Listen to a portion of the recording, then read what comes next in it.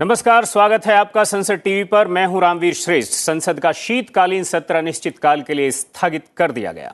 हम हाजिर हैं दोनों सदनों में हुए कामकाज का पूरा ब्यौरा लेकर। हमारे खास कार्यक्रम सदन दिन भर के साथ दिखाएंगे सब कुछ विस्तार से, लेकिन आगे बढ़ने से पहले एक नजर सुर्खियों पर। संसद का शीतकालीन सत्र अनिश्चितकाल के लिए स्थगित। राज्यसभा की 102% और लोकसभा की 97% रही कार्य उत्पादकता। उच्च सदन से 9 और लोकसभा से 7 विधेयकों को मिली मंजूरी। यूपीए अध्यक्ष की टिप्पणी पर प्रतिक्रिया देने से पहले विषय के जानकारों और पूर्व महासचिवों से की बातचीत। उच्च सदन में सभापति जगदीप धनखड़ ने कहा, प्रतिक्रिया नहीं देते तो अपनी शपथ के साथ करते अन्याय। शीतकालीन सत्र के दौरान निपटाए गए महत्वपूर्ण विधायी और वित्तीय कामकाज। लोकसभा अध्यक्ष ओम बिरला ने कहा, सत्र के दौरान खेलों के संवर्धन की आवश्यकता और मादक पदार्थों के बढ़ते उपयोग की समस्या के मुद्दे पर सदन में हुई अल्पकालिक चर्चा।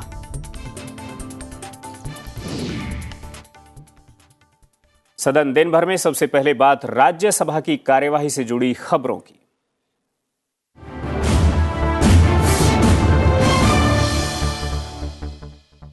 सदन के दोनों सदनों की कार्यवाही अनिश्चितकाल के लिए स्थगित कर दी गई। सदन के शीतकालीन सत्र की शुरुआत 7 दिसंबर को हुई थी। राज्यसभा सभापति जगदीप धनखड़ ने सत्र के दौरान बतौर सभापति पहली बार उच्च सदन की कार्यवाही का संचालन किया। उच्च सदन को अनिश्चितकाल के लिए स्थगित करने से पहले सभापति जगदीप धनखड़ ने बताया कि इस दौरान सदन में 102% कामकाज हुआ। उन्होंने बताया कि सत्र के दौरान 63 घंटे 20 मिनट का कामकाज तय था, जबकि 64 घंटे 50 मिनट कामकाज हुआ। सदन में कई महत्वपूर्ण विधेयकों को चर्चा कर पारित किया गया और कई महत्वपूर्ण मामलों पर सदन में चर्चा भी हुई। सत्र के दौरान राज्यसभा से 9 विधेयकों को मंजूरी मिली। इनमें से विचार के बाद लौटाए जाने के लिए 2 विनियोग विधेयक भी शामिल हैं। Honorable members, statistical evaluation sounds encouraging. 13 sittings, functional time 64 hours and 50 minutes against the total scheduled time of 63 hours and 26 minutes. Productivity 102%.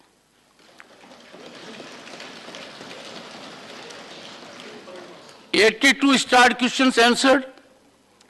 Response to 1920 unstarred questions tabled. 9 bills passed returned after 20-hour discussion with 160 members' participation. The House traversed the Wildlife Protection Amendment Bill 2022, the Energy Conservation Amendment Bill 2022, 3 bills relating to the Constitution, Scheduled Castes and Scheduled Tribes Orders Amendment, the New Delhi International Arbitration Center Amendment Bill, the Maritime Anti-Piracy Amendments Bill, 31 private members' bills introduction was effected. 0 hour, there were 106 submissions, 205 special mentions. 36 reports were presented before the House by 8 department-related parliamentary standing committees, 3 hour short duration discussion on global warming and remedial steps, in which 17 honorable members participated. The Ministry of External Affairs made a statement on the latest developments in India's foreign policy. Ministry of Defense made a statement on Yangtze incident in Tawang sector in Arunachal Pradesh.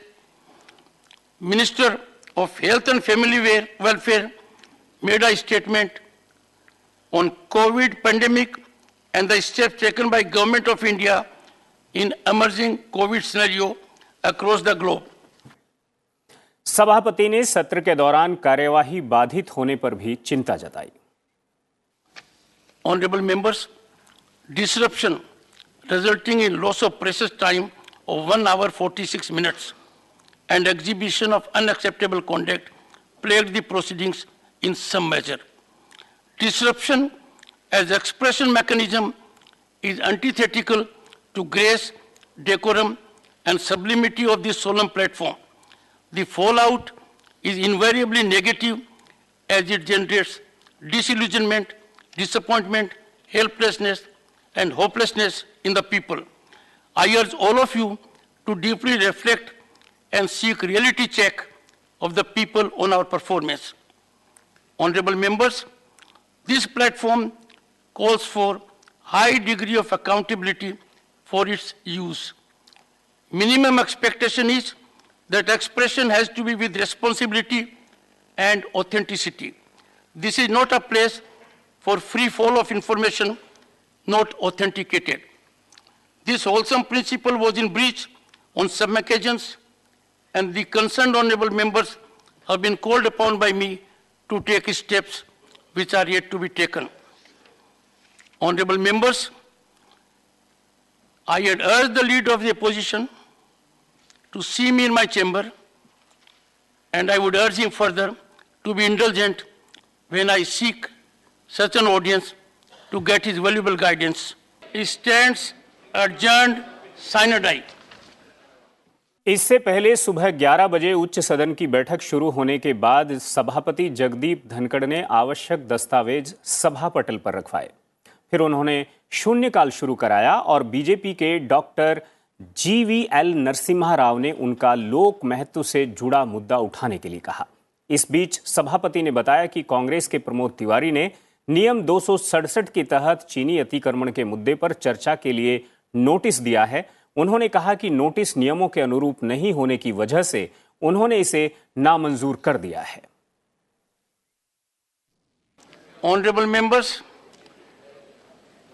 during this session, on several occasions, I have indicated the parameters of admissibility of notice under Rule 267.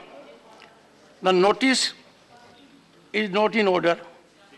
I am constrained not to accept it. इसी बीच कांग्रेस सांसद प्रमोद तिवारी ने कुछ कहना चाहा तो सभापति ने उन्हें बोलने की अनुमति दी। कांग्रेस के प्रमोद तिवारी ने कहा कि आसन की ये व्यवस्था है कि सदन के बाहर कही गई बातों पर सदन में संज्ञान नहीं लिया जाएगा। वो यूपीए अध्यक्ष सोनिया गांधी के बयान पर 22 दिसंबर को सभापति की ओर से दी गई प्रतिक्रिया के संदर्भ में ये बात कह रहे थे। प्रमोद तिवारी ने की बात से सहमति जताते हुए नेता प्रतिपक्ष मल्लिकार्जुन खड़गे ने कहा कि आसन की ओर से 22 दिसंबर को दी गई प्रतिक्रिया को सदन की कार्यवाही से निकाल दिया जाना चाहिए। तो नेता सदन पीयूष गोयल ने कहा कि विपक्ष के नेता भी उनके प्रति पूरा सम्मान जाहिर करें, जो पूरे देश का प्रतिनिधित्व करते हैं, लोकतांत्रिक तरीके से निर्वाचित हुए हैं और देश के उपराष्ट्रपति हैं। उनके बारे में कोई भी टिप्पणी सोच समझकर की जानी चाहिए, वो चाहे वो सदन के बाहर की जाए या फिर सदन में। चेयर की रूलिंग है कि जो कुछ सदन के बाहर कहा जाएगा उसका संज्ञान नहीं लिया जाएगा। जो अभी तिवारी साहब ने आपत्ति जताई है, ये रूल्स के मुताबिक है, क्योंकि कोई एक सदस्य, लोकसभा का सदस्य अगर बाहर कुछ कहता है तो राज्यसभा में उसकी चर्चा नहीं होती। Therefore, there are several rulings he quoted, and they are against this procedure. Therefore, sir, those whatever is said here, that should be removed, that should be withdrawn. It is very unfortunate that an honourable member of parliament, even though she may be from the other house, has chosen to cast aspersions on this very high office, and therefore it was very, very appropriate that a response was given. It is our bounden duty of the entire house to maintain the dignity of the chair, to maintain the dignity of the high esteemed office, constitutional office that is held by you, sir. And therefore I would urge the leader of the opposition to reflect whether the comments were in good taste, whether the comments were appropriate, whether the comments were called for at all in the first place, whether in the house or out of the house. I think it is for all of us also to reflect. High constitutional authorities have to be respected. Please. सभापति जगदीप धनखड़ ने कहा कि इस सदन का सभापति होने के नाते उन्हें उन आरोपों से पीड़ा हुई जो न्यायपालिका को संबद्ध करते हुए उन पर लगाए गए। उन्होंने कहा कि वो इस सदन के सभापति हैं और सदन की गरिमा को बनाए रखना उनकी सर्वोच्च कोशिश होगी। From this chair, I cannot emanate any perception or reflection without being in highest order of care, caution, and decorum. I therefore sought the exact draft of it. After going through the draft, I gathered that the reflections imparted by me in my capacity as chairman of this august house on December 8 came for inappropriate reflections. I have, honorable members, diluted my stance to the maximum level. I would invite your attention to get your guidance and wisdom on what troubled me. My attention has been drawn to a statement imparted by the Honorable Chairperson of the UP on 21st December 2022 mentioning, I quote, and you'll appreciate, I could not have personally compromised my dignity more than I did in my subdued response. And what was said was, quote, a troubling new development is the calculated attempt underway to delegitimize the judiciary. That's her perception, I have nothing to say. Ministers and even a high constitutional authority have been enlisted, mark the word, enlisted, to making speeches attacking the judiciary on various grounds, unquote. Honorable members, I indicate to you, I will preserve to an extreme decorous degree what I say from this chair. This office cannot be allowed to be dragged on partisan stance. I cannot be enlisted. I assure the leader of the opposition, I cannot be enlisted either by them or by you to delegitimize judiciary. I suffered the allegation that I was part of a system to delegitimize judiciary, which means sounding a death knell of democracy. Once again, please, I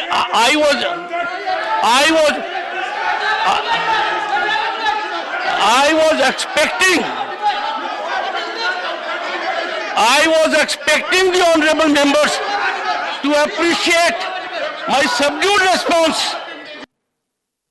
इसके बाद सभापति ने शून्यकाल आरंभ कराया। इस दौरान कांग्रेस के सांसदों ने सदन से वॉकआउट किया, लेकिन शून्यकाल के दौरान ही डीएमके के तिरुचि शिवा ने व्यवस्था पर प्रश्न उठाया।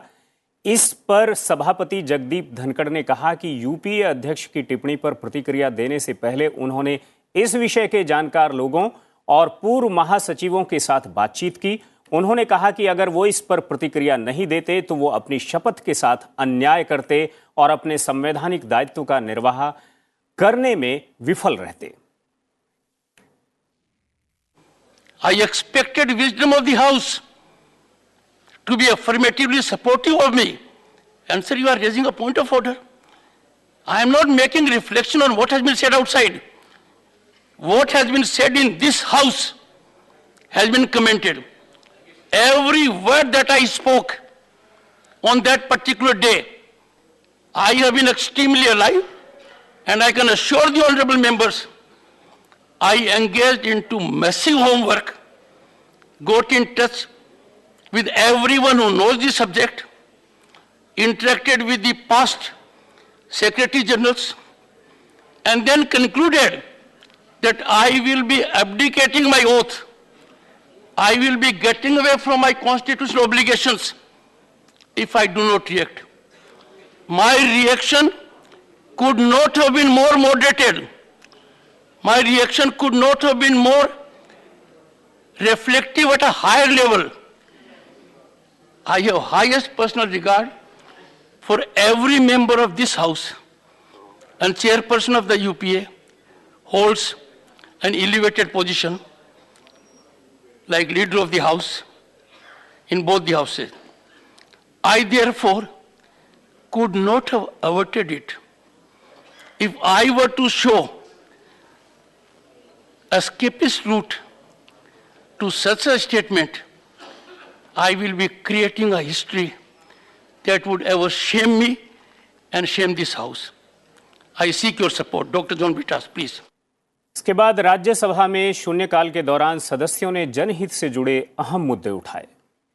सर, देश के लिए जो हमारी सेना विश्व के सबसे बड़े 3 सेनाओं में है, देश की सुरक्षा, हमारी सुरक्षा करने वाले लोकतंत्र में उनका पूरा भागीदारी हो, इसलिए मैं आग्रह करता हूं इलेक्शन कमीशन से इस पर एक योजनाबद्ध तरीके से उनको रजिस्टर कराएं। I hope this August House should support my serious demand of augmenting the storage facilities in the marketing committees on a periodic basis, and also for increasing the number of cold storage facilities by BPB mode. Committee on Official Language recently submitted its 11th report to the Honorable President. It recommends use of Hindi as a medium of instruction in central universities and institutes of national importance like IITs and IIMs, etc., in Hindi-speaking states. In fact, this official language committee has gone beyond its brief, thereby recommending that the higher education institutes have to adopt Hindi as a medium of language. जन विश्वास उपबंधों का संशोधन विधेयक 2022 पर विचार के लिए गठित संयुक्त संसदीय समिति में राज्यसभा ने अपने 10 सदस्यों को नियुक्त करने से संबंधित प्रस्ताव को मंजूरी दे दी। Honorable Chairman, sir, with your kind permission, I move the following motion that this House concurs in the recommendation of the Lok Sabha that this House do join in the Joint Committee of the Houses on the Jan Vishwas Amendment of Provisions Bill 2022 and resolves that the following members of the Rajya Sabha be nominated to serve on the said joint committee. 1. Shri Ghansham Tiwari. 2. Shri GVL Narasimha Rao. 3. Shri Mahesh Jethmalani. 4. Dr. Radha Mohan Das Agarwal. 5. Shri Vivek Tankar. 6. Shri Sukhendu Sekhar Ray. 7. Dr. Kanimozi NVN Somu. 8. Shri Narayan Das Gupta. 9. Shri Sujit Kumar. 10. Shri Mastan Rao Bida. Motion moved. Those in favor will please say aye. Those against will please say no. I think the ayes have it. The ayes have it. The ayes have it. The motion is adopted. वक्त छोटे से break का है। Break के बाद वापस आएंगे तो बात करेंगे लोकसभा की।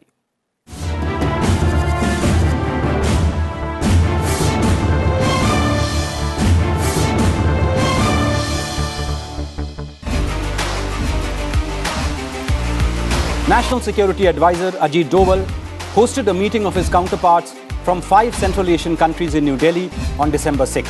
Why is India devoting so much attention and resources to the Central Asian region? One is the geographical proximity, the strategic location. The second is the resource-rich country. The third dimension is the security dimensions. The digital highway and information technology, there is a lot of effort to have some kind of joint ventures between Indian software companies and Central Asian companies.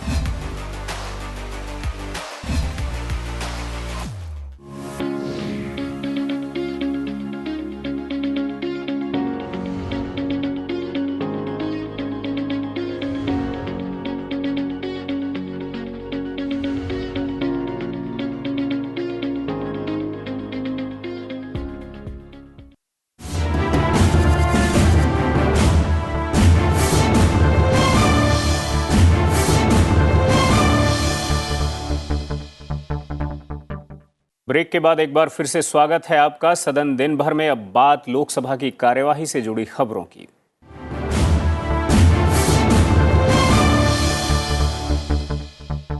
Lok Sabha की कार्यवाही भी तय समय से पहले शुक्रवार को अनिश्चितकाल के लिए स्थगित कर दी गई। शीतकालीन सत्र के दौरान लोकसभा की कार्य उत्पादकता लगभग 97% रही। 13 बैठकों में 68 घंटे 42 मिनट कामकाज हुआ। ये सत्र 7 दिसंबर 2022 को आरंभ हुआ था। इस सत्र के दौरान कुल 13 बैठकें हुई, जो 68 घंटे 42 मिनट तक चली है। सभा के चालू सत्र की कार्य उत्पादकता लगभग 97% रही है। सत्र के आरंभ में सदन के एक नए माननीय सदस्य श्रीमती डिम्पल यादव ने दिनांक 12 दिसंबर 2022 को सदस्यता की शपथ ली। लोकसभा अध्यक्ष ओम बिरला ने बताया कि सत्र के दौरान महत्वपूर्ण वित्तीय और विधायी कामकाज भी निपटाए गए। इस सत्र में महत्वपूर्ण वित्तीय और विधायी कार्यों का निपटान किया गया। वर्ष 2022-23 के लिए अनुदानों की अनुपूरक मांगों का पहला बैच, वर्ष 2019-2020 के लिए अतिरिक्त अनुदानों की मांगों डिमांड फॉर एक्सचेंज पर 10 घंटे 53 मिनट तक चर्चा चली। वर्तमान सत्र के दौरान 9 सरकारी विधेयक पुनर्स्थापित किए गए। कुल मिलाकर 7 विधेयक पारित हुए। पारित किए गए कुछ महत्वपूर्ण विधेयक हैं: संविधान अनुसूचित जनजातीय आदेश दूसरा संशोधन विधेयक 2022, संविधान अनुसूचित जनजातीय आदेश तीसरा संशोधन विधेयक 2022, संविधान अनुसूचित जनजाति आदेश चौथा संविधान संशोधन विधेयक 2022, संविधान अनुसूचित जनजातीय आदेश पांचवा संशोधन विधेयक 2022 और समुद्री जल दस्युता रोधी विधेयक 2022। लोकसभा अध्यक्ष ने बताया कि शून्यकाल के दौरान लोक महत्व के 374 मुद्दे और नियम 377 के तहत 298 मुद्दे उठाए गए। उन्होंने प्रश्नकाल, मंत्रियों के वक्तव्य, संसदीय समितियों के प्रतिवेदन और अल्पकालिक चर्चाओं के बारे में भी जानकारी दी। सभा में माननीय सदस्यों ने अविलंब लिए लोक महत्व के 374 मामले उठाए गए। माननीय सदस्यों ने नियम 377 के अधीन 298 मामले सदन के समक्ष उठाए तथा पटल पर रखे। लोकसभा की स्थायी समितियों के 36 प्रतिवेदन सभा में प्रस्तुत किए गए। सत्र के दौरान 56 तारांकित प्रश्नों के उत्तर दिए गए।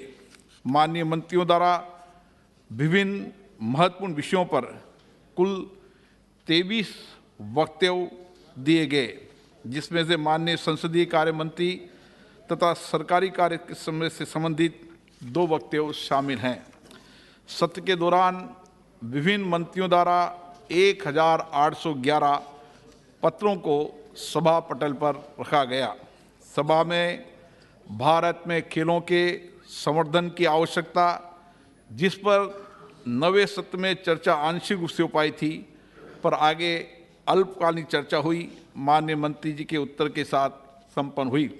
सत्र के दौरान 20 तथा 21 दिसंबर को सदन द्वारा देश में मादक द्रव्यों के बढ़ते उपयोग की समस्या के महत्वपूर्ण विषय पर 193 के अंतर्गत अल्पकालीन चर्चा हुई। इस चर्चा में सदन के 51 माननीय सदस्यों ने भाग लिया। चर्चा माननीय गृह मंत्री जी के उत्तर के साथ संपन्न हुई। लोकसभा अध्यक्ष ने बताया कि सत्र के दौरान कई गैर सरकारी विधेयक पेश किए गए और कई गैर सरकारी विधेयकों और संकल्पों पर चर्चा भी हुई। गैर सरकारी सदस्यों के संदर्भ में सत्र के दौरान शुक्रवार 9 दिसंबर 2022 को गैर सरकारी सदस्यों द्वारा विभिन्न विषयों पर 59 विधेयक प्रस्तावित किए गए। श्री गोपाल चिन्निया शेट्टी द्वारा जन प्रतिनिधित्व संशोधन विधेयक 2019 नए अनुच्छेद 29AA का अनंत स्थापन, जिस पर 5 अगस्त 2022 को पिछले सत्र में चर्चा आरंभ हुई थी, वह 9 दिसंबर 2022 को भी जारी रही, परंतु चर्चा उस दिन पूरी नहीं हो पाई। इस प्रकार रितेश पांडे द्वारा आंगनबाड़ी कार्यकर्ताओं और आंगनबाड़ी सहायिकाओं के लिए कल्याणकारी उपाय के संबंध में गैर सरकारी सदस्यों के संकल्प को आगे पुनः 16 दिसंबर 2022 को चर्चा हेतु लिया गया। चर्चा पूरी होने के पश्चात माननीय महिला और बाल विकास मंत्री ने उसी दिन वाद विवाद का उत्तर दिया। चूँकि संकल्प प्रस्तुत करने वाले माननीय सांसद श्री रितेश पांडे सभा में उपस्थित नहीं थे, संकल्प को सभा में सहमति हेतु मतदान के लिए रखा गया और संकल्प अस्वीकृत हुआ। आदर्श स्टेशन स्कीम के तहत रेलवे स्टेशन के सौंदर्यीकरण और आधुनिकीकरण विषय पर एक निजी संकल्प माननीय सांसद रडप्पा नालकोंडा गारी द्वारा 16 दिसंबर 2022 को प्रस्तुत किया गया। इस पर चर्चा उस दिन पूरी नहीं हो पाई। सदन दिन भर में इतना ही। मुझे इजाजत दीजिए और आप देखते रहिए संसद टीवी। नमस्कार।